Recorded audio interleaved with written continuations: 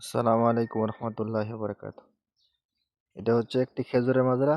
তো আমরা খেজুরের সিজনে খেজুর পাড়তে আসছিলাম। তো এই দেখেন কিভাবে খেজুর পাড়ে।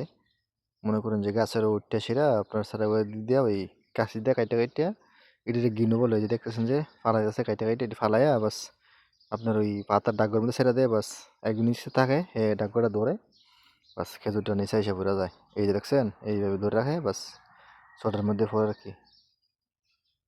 এভাবে সব গেনু কাটার পরে আপনার এই চটটা সরাইয়া পরে খেজুরগুলো বাইচা বাইচা আলাদা করা হয়।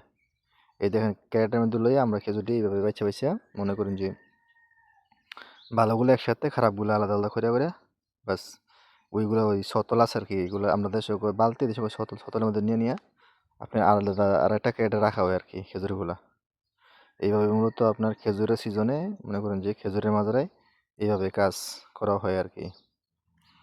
তো এগুলা মনে করেন যে বিশেষ করে মানে শীত শীত সিজনের আগে এই খেজুরের সিজনটা শুরু হয়, মূলত আপনার শুরু হয়ে গিয়ে আগস্ট আগস্ট মাসের দিকে এই খেজুরের সিজন শুরু আর কি।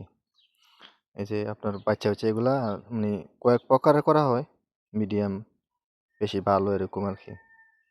এই গাছগুলোর থেকে আমরা এই গিনুগুলা কাটছি আর কি।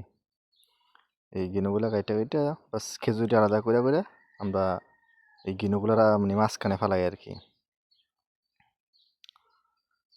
তো এইভাবে সতল থেকে একদম এটি হচ্ছে আপনার লাস্ট সিজনের খেজুর। আমরা মনে করি যে আগে একবার পারছি, হাতে পারছি, তারপরে লাস্টে আপনার এই গিনুগুলো কাইটা খেজুরগুলো রাখা হয় আর কি। আজকের ভিডিও এই পর্যন্তই। নতুন কোনো ভিডিওতে আবার দেখা হবে। আল্লাহ হাফেজ।